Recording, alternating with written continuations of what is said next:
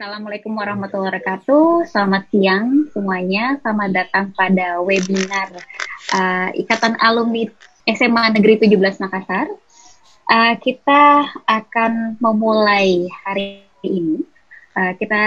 Pada hari ini kita akan membahas mengenai topik yang sedang sangat relevan dengan kehidupan kita sekarang. Topik yang sangat penting untuk diketahui untuk masyarakat luas, baik itu tenaga medis maupun masyarakat pada umumnya, yaitu tentang COVID-19. Nah, untuk membahas itu kita kedatangan beberapa pemateri yang memiliki masing-masing memiliki kewenangan dan aspek yang akan diangkat pada hari ini, yaitu pemateri pertama yaitu Dr. Muhammad Firdaus Kasim MSc. Selamat siang Dr. Daus. Selamat siang. Beliau merupakan dosen di Departemen Ilmu Kesehatan Masyarakat Fakultas Kedokteran Universitas Hasanuddin. Dan yang kedua yaitu pemateri Bapak Rahmat Permadi. Selamat siang Pak Rahmat. Siang, Dok Alfi. Ya, beliau merupakan psikolog ya, dan CEO Lembaga Layanan Psikolog Psikomorfosa Makassar. Terima kasih kehadirannya. Dan yang ketiga, Dr. Husnu mungkin sedang kita tunggu, koneksinya mungkin masih bermasalah. Dan yang keempat yaitu Dr. Andi Faradillah, spesialis gizi klinik. Selamat siang, Dr. Dila. Halo. Iya.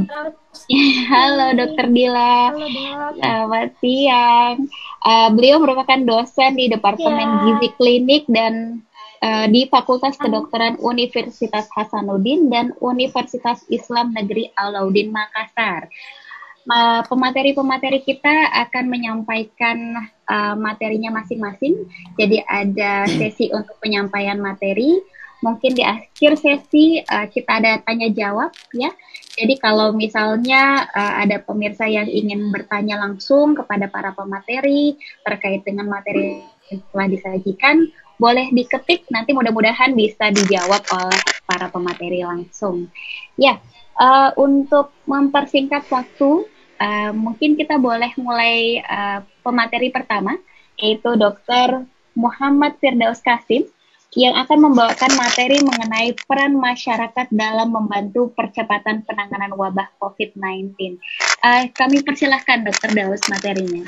Ya, terima kasih Dr. Ausi. Assalamualaikum dan selamat siang untuk peserta webinar kita kali ini yang diselenggarakan oleh Ikatan Alumni SMA Negeri 17. Saya mohon izin langsung memulai, kita share screen. Saya share screen saja.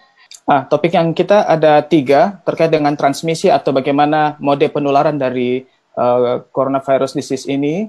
Yang kedua, spektrum klinisnya. Dan yang ketiga, apa intervensi kesehatan masyarakat yang bisa kita lakukan dan apa tindak lanjut dan peran aktif kita nanti sebagai anggota masyarakat yang bisa kita laksanakan pada saat intervensi kesehatan masyarakat tersebut dijalankan. Pertama, kita masuk ke transmisi.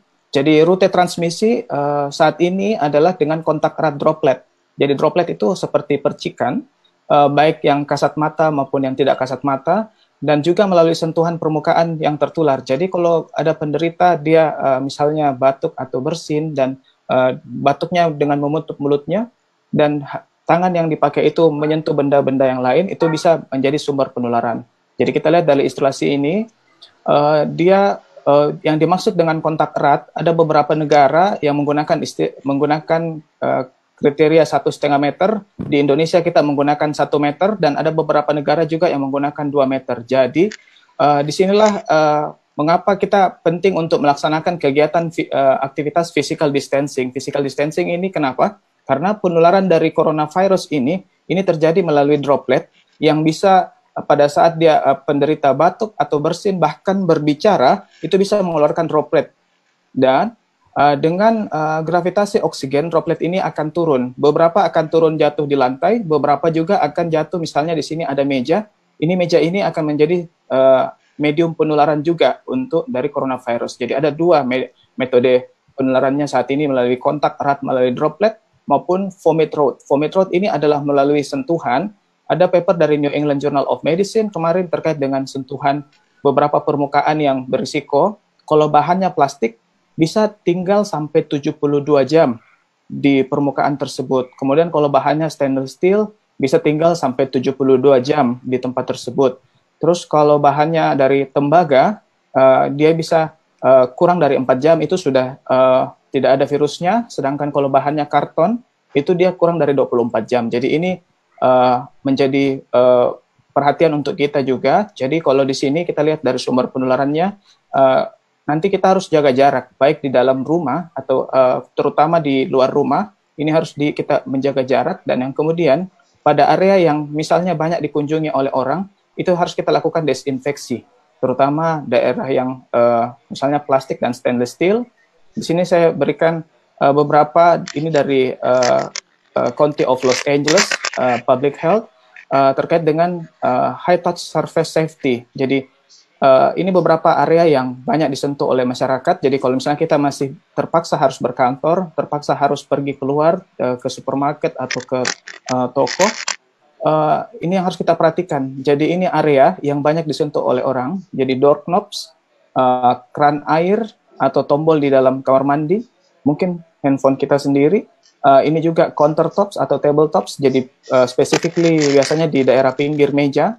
Ini credit card terminal, shopping cart handles, car door handles apabila mobilnya banyak digunakan oleh banyak orang, bukan cuma kita, maupun trash cans. Ini harus hati-hati. Termasuk juga yang belum disampaikan di sini adalah pegangan tangga. Jadi kalau kita berada di lokasi yang ada pegangan tangga, itu area yang harus kita rutin lakukan desinfektan. Desinfektan dengan apa ya? Bisa kita menggunakan cairan klorin, ataupun mungkin seperti mencampurkan 2 sendok Wipol ke dalam 1 liter air. Itu bisa menjadi cairan desinfektan, dan kita lakukan lap pada pengelapan pada area ini.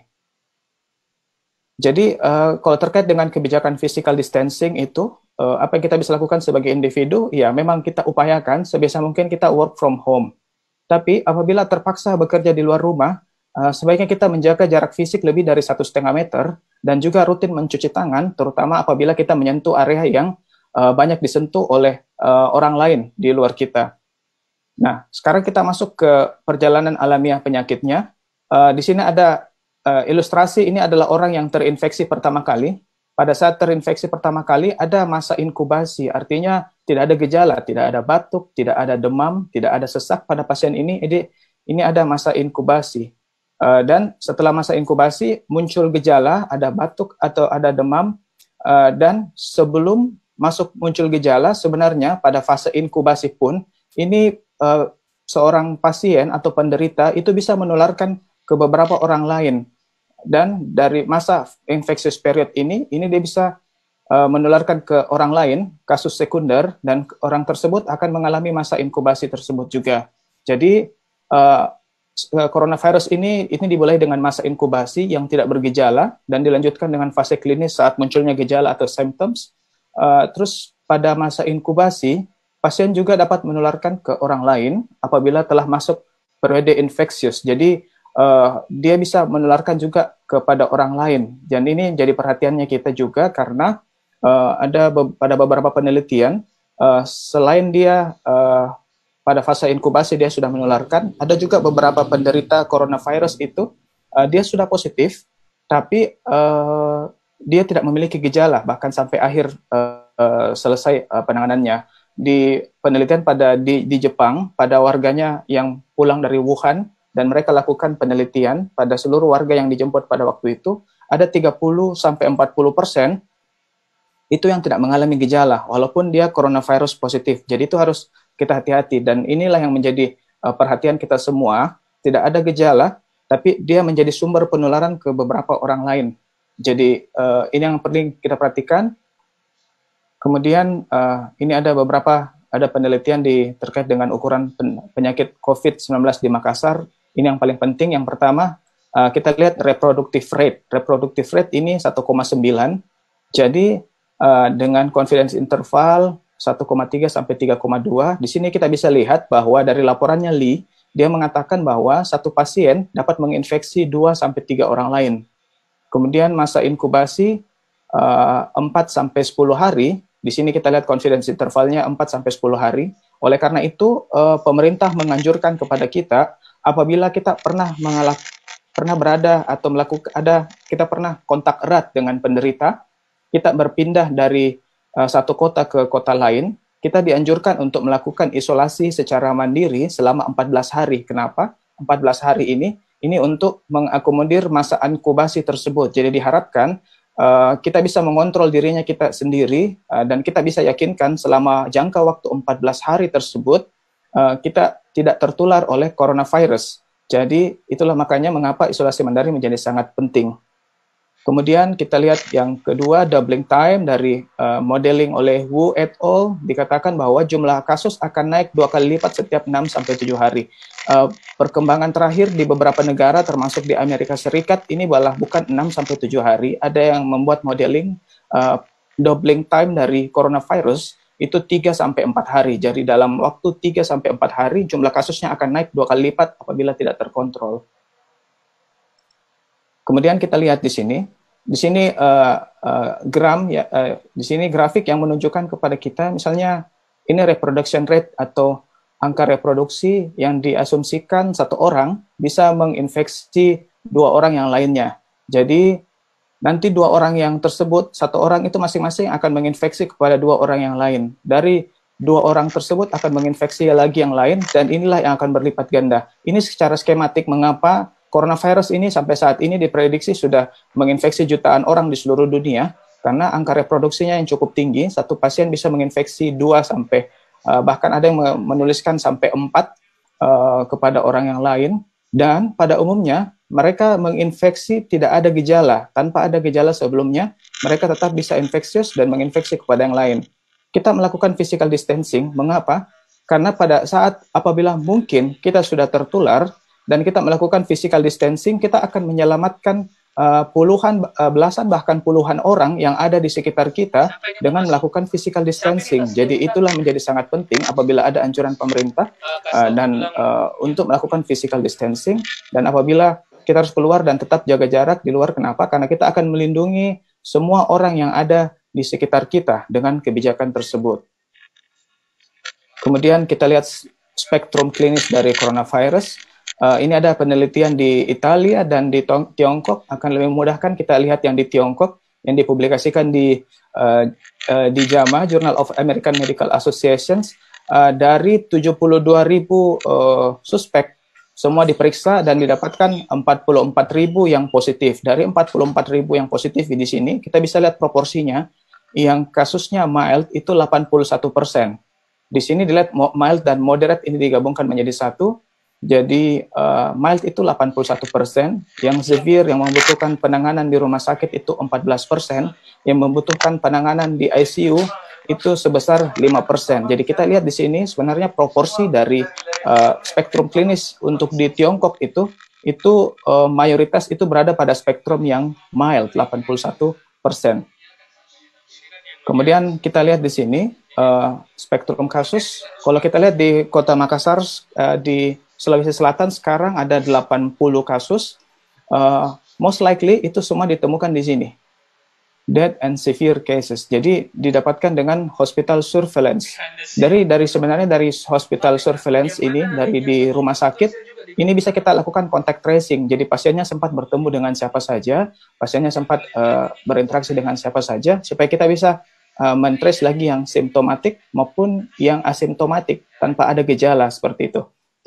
Dan kalau kita lihat dari piramidanya ini, pada umumnya dia simptomatik tapi yang mild, dan ada juga beberapa proporsi yang asimptomatik, dan small proportions itu yang severe dan dead, inilah yang akhirnya harus dirawat di rumah sakit. Jadi kita lihat mayoritas kasus COVID adalah ringan dan tanpa gejala, tapi tadi kita sudah lihat perjalanan penyakitnya, sebenarnya pasien tersebut tetap bisa menularkan ke orang lain. Kemudian yang perlu kita lakukan sebenarnya adalah perlu dilakukan penemuan kasus secara aktif di masyarakat. Nanti Pak Permadi akan membawakan kita terkait dengan menghilangkan stigma, karena sepertinya ada stigma di masyarakat kalau kita positif itu harus dijauhi. Kalau positif itu harus menjadi sesuatu hal yang memalukan, tapi itu sebaiknya kita ubah. Kenapa? Karena kita perlu lakukan penemuan kasus secara aktif. Dan yang paling penting adalah apabila ada anggota masyarakat kita yang terkena musibah dan akhirnya terdiagnosa dengan COVID-19, yang harus kita lakukan adalah kita support mereka. Justru mereka adalah yang paling rentan untuk berada pada situasi ini, dan kita sebagai anggota keluarga ataupun yang kita mengenalnya, disitulah saat-saat yang paling membutuhkan oleh mereka paling membutuhkan dukungan dari kita semua. Jadi kalau ini rekomendasi saya pribadi, dan sepertinya sudah kita lakukan juga dengan protokol, apabila ada pasien COVID-19 tanpa gejala, sebaiknya dilakukan isolasi mandiri di rumah. Protokol isolasi mandiri ini sendiri sudah dikeluarkan oleh Kementerian Kesehatan. Kemudian apabila gejalanya ringan, gejala ringan ini apabila gejalanya adalah demam, batuk tanpa sesak, itu sebaiknya dilakukan perawatan di rumah dengan isolasi mandiri. Tapi kalau sudah mulai muncul sesak, yang dimaksud dengan sesak adalah bisa frekuensi pernafasan lebih dari 30 kali per menit, atau mulai muncul seperti penurunan kesadaran, ini harus langsung dirujuk kepada rumah sakit rujukan, dan ini dilayani di fasilitas pelayanan kesehatan, dan apabila kritis itulah yang masuk dirawat di ICU, dan beberapa pasien sekitar 2-3% itu membutuhkan perawatan ventilator atau alat bantu pernafasan.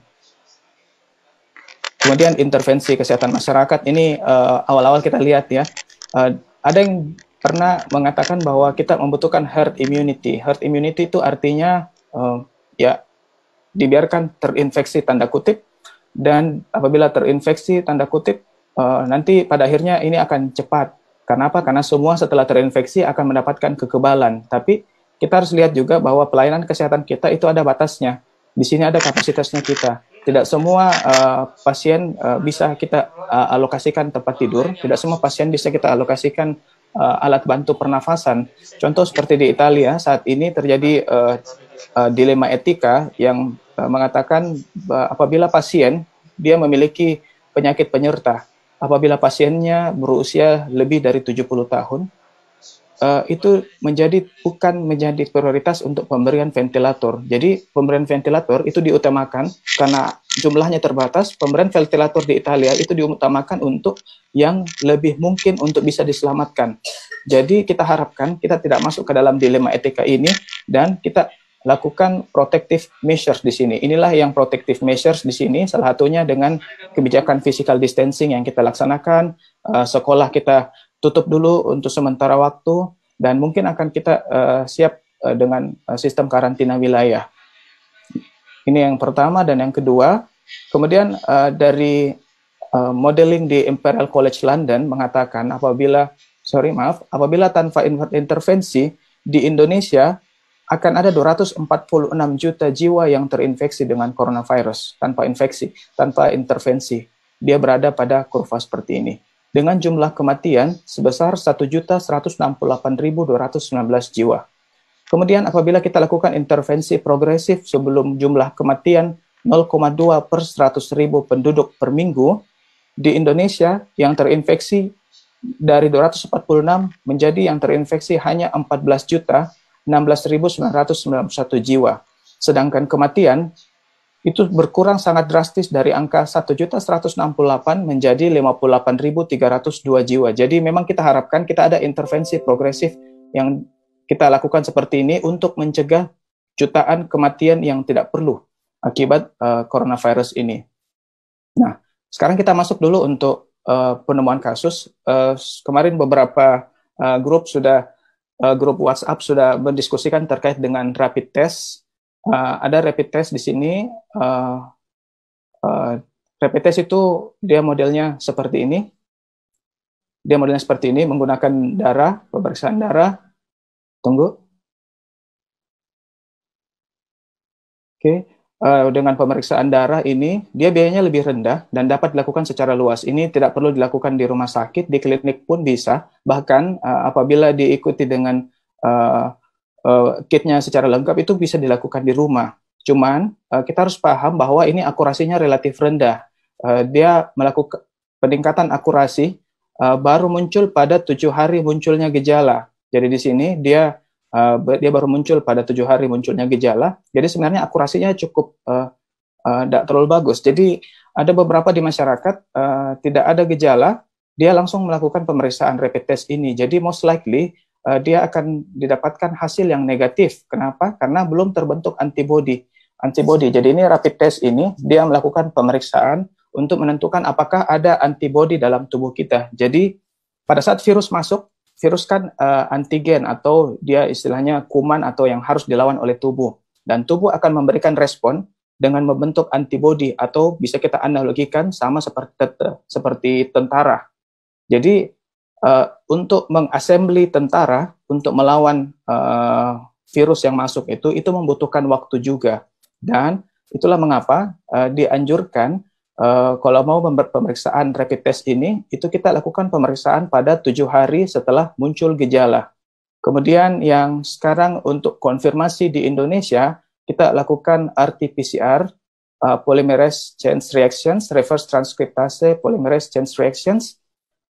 Ini adalah merupakan gold standard diagnostik, tapi dia lebih mahal dan terbatas. Ini contoh simulasi di Jerman, bagaimana mereka melakukan drive-thru, sama seperti yang dilakukan di Korea Selatan. Ini mengapa dilakukan drive-thru seperti ini? Kenapa? Karena dengan sistem drive-thru ini, physical distancing itu bisa terlaksana dengan baik.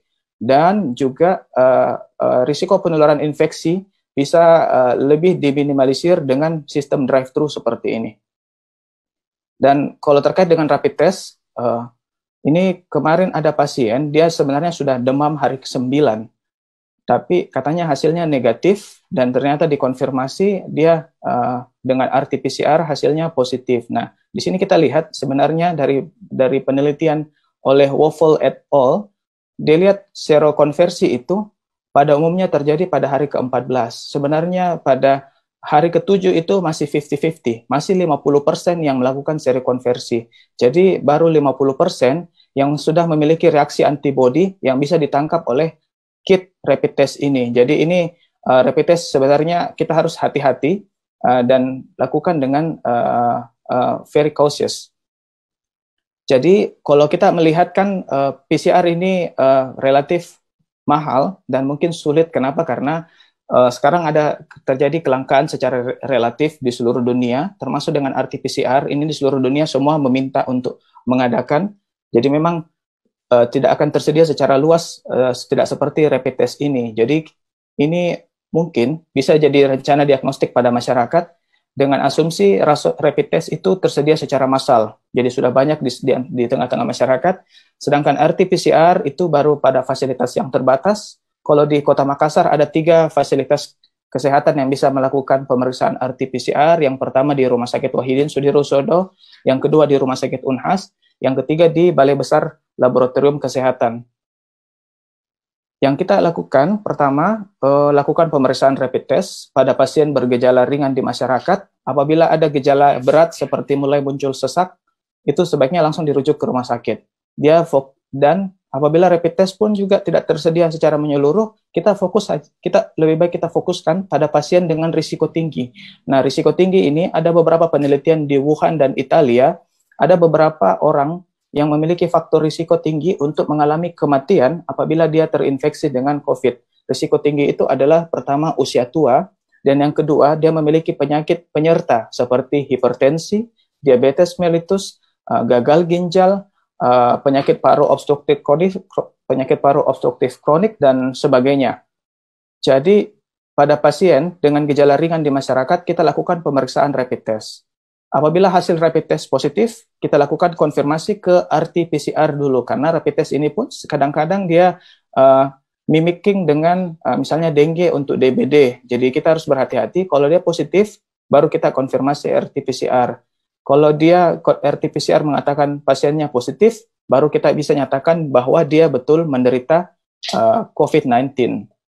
Kemudian hasil rapid test negatif, kita lihat tadi grafiknya. Kalau hasil rapid test negatif, sebaiknya pemeriksaan diulang 7-10 hari lagi apabila gejala menetap atau muncul kembali. Jadi kadang-kadang misalnya pasien mengeluhkan demam hari ini, dan misalnya kita minum obat dan demamnya agak turun, kemudian beberapa hari dia muncul kembali. Nah, di sini kondisi tersebut.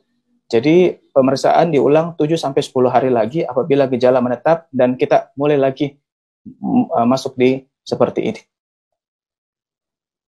Nah, ini CDC, Center for Disease Control di Amerika Serikat membuat prioritas untuk pemeriksaan, karena kita tahu alat pemeriksaan ini akan sangat terbatas di masyarakat, tidak semua akan punya akses, dan tidak mungkin bisa kita melakukan pemeriksaan secara menyeluruh kepada 270 juta penduduk Indonesia. Dia melakukan prioritas.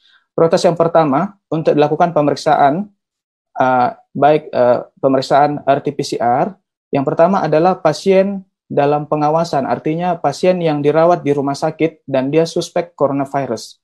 Yang kedua, dan prioritas pertama yang kedua adalah tenaga kesehatan yang memberikan gejala suspek coronavirus.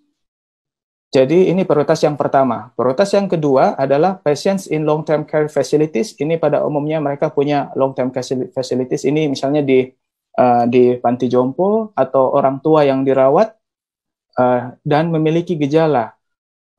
Pasien yang berusia lebih dari 65 tahun atau lebih dari 65 tahun dengan gejala.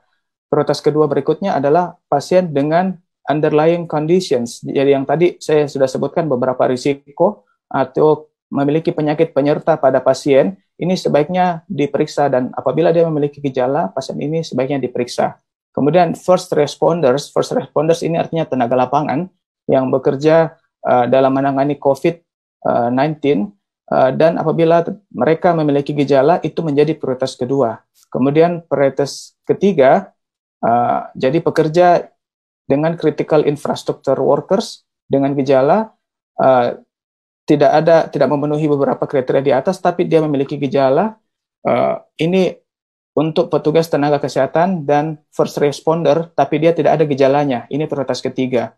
Terus individu dengan gejala klinis ringan dalam komunitas yang memiliki komunitas dengan angka hospitalisasi atau angka yang dirawat di rumah sakit yang cukup tinggi, ini menjadi prioritas ketiga. Non-priority adalah individu yang tanpa gejala. Jadi kalau bisa saya katakan bahwa misalnya di masyarakat, saya curiga diri saya suspek, mungkin saya terkena coronavirus. Apakah boleh saya melakukan pemeriksaan? Boleh, tapi sebenarnya sekarang kita berpikir kolaborasi dengan menggunakan sumber daya yang terbatas ini.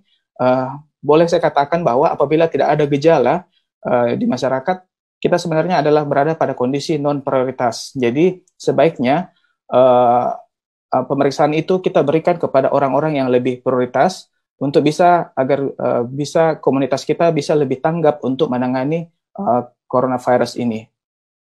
Kemudian kita lihat di Eropa pada 11 negara mereka melakukan intervensi kesehatan masyarakat. Ada 1, 2, 3, 4, 5, ada 5 intervensi kesehatan masyarakatnya. Ada yang apabila ditemukan langsung dilakukan self-isolation, jadi isolasi mandiri di rumah. Swiss sudah sejak awal Maret. Kemudian social distancing, kebijakan physical distancing dikampanyekan di masyarakat. Yang di awal itu adalah Italia pada tanggal Italia dan Spanyol pada tanggal 9 Maret. Kemudian public events ban, pelarangan aktivitas publik, jadi perkumpulan, acara-acara publik yang melibatkan banyak orang itu sudah dilarang. Kemudian perintah untuk penutupan sekolah itu dilakukan pada Italia sudah duluan pada tanggal 5, kemudian beberapa negara tanggal 13 dan juga pada tanggal 14. Kemudian ada beberapa negara yang melakukan lockdown pada umumnya pada paruh kedua dari bulan Maret ini. Kalau kita di Makassar kan pada tanggal 16 kita meminta untuk penutupan sekolah, dan social distancing encourage itu sebenarnya pada tanggal 15 di Makassar. Jadi kasus yang ada saat ini adalah mereka yang terpapar sebelum masa intervensi kesehatan masyarakat itu berjalan. Sebelum ada pemberitahuan social distancing, sebelum ada penutupan sekolah, ini yang akhirnya tertular pada awal Maret sampai tanggal 15 Maret tersebut. Jadi kalau kita lihat kasusnya sekarang ada 80 yang terinfeksi. Sebenarnya kalau kita lihat dari riwayat perjalanan alamiah penyakit, itu kejadian infeksinya sudah berjalan 2-3 minggu yang lalu. Jadi bisa kita bilang our present nowadays is our past. Jadi gambaran kesehatannya kita pada hari ini terkait dengan coronavirus adalah gambarannya pada 2 atau 3 minggu yang lalu. Kemudian kita lihat efektivitasnya.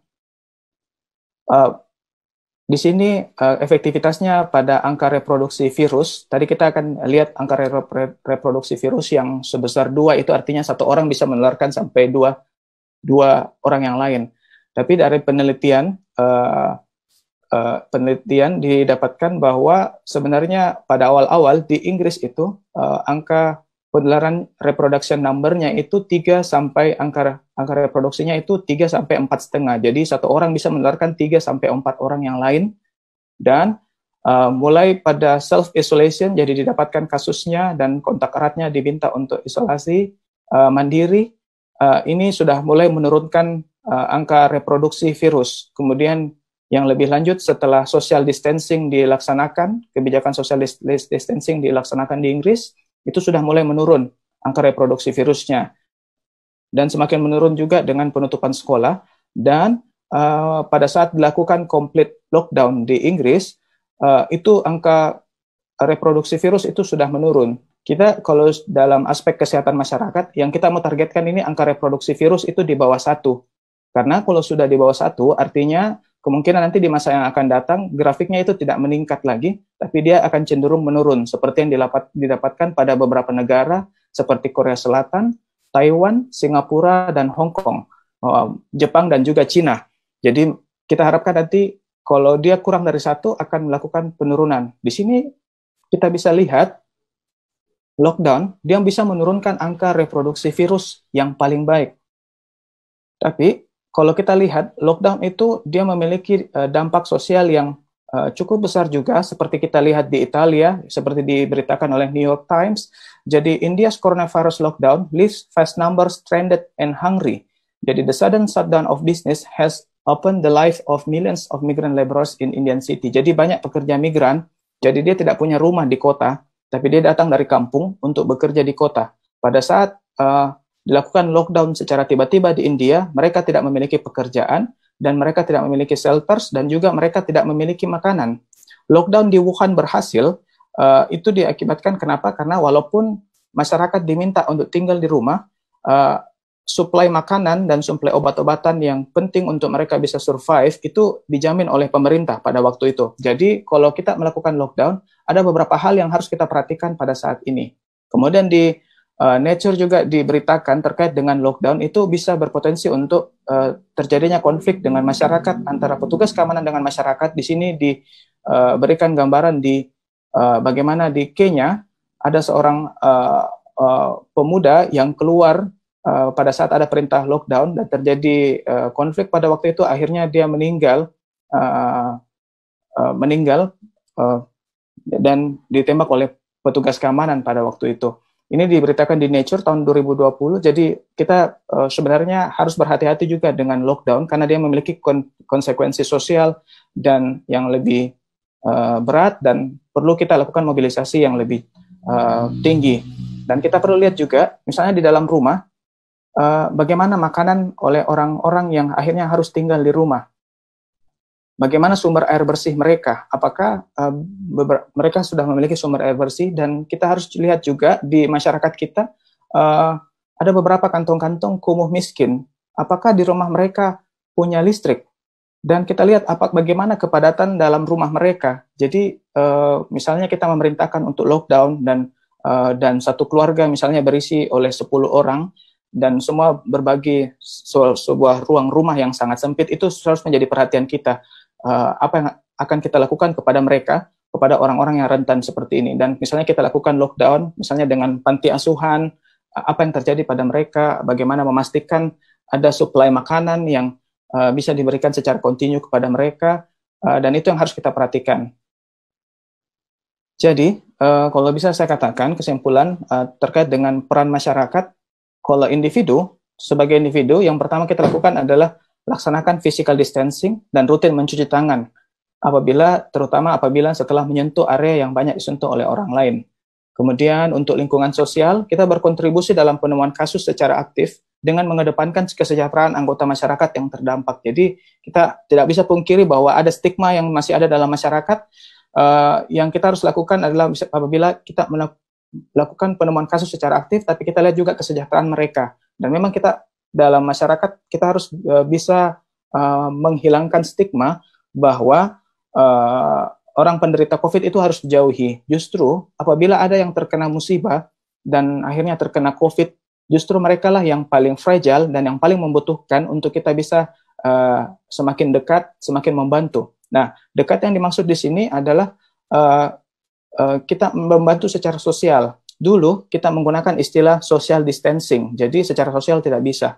2 minggu yang lalu WHO sudah mengganti bukan social distancing yang paling tepat, tapi physical distancing. Jadi fisiknya yang berjauhan, tapi kita bisa berinteraksi, tetap bisa berinteraksi secara sosial dengan anggota masyarakat yang lain, baik melalui sosial media, melalui telepon, melalui SMS, seperti kita dilakukan hari ini, kita membuat Zoom, kita physical distancing, tapi tidak melaksanakan social distancing. Jadi dalam lingkungan sosial sebaiknya kita berkontribusi dengan membantu kesejahteraan anggota masyarakat yang terdampak. Kemudian lingkungan masyarakat luas, apabila lockdown akhirnya dilaksanakan, masyarakat perlu berkontribusi secara aktif dalam mobilisasi sumber daya pada warga yang rentan dalam situasi lockdown. Jadi kita lihat dalam masyarakat kita, siapa sih yang kira-kira rentan? Apabila semuanya diwajibkan untuk tinggal di rumah, siapa sih yang rentan? Itu yang harus kita lihat di anggota masyarakat kita.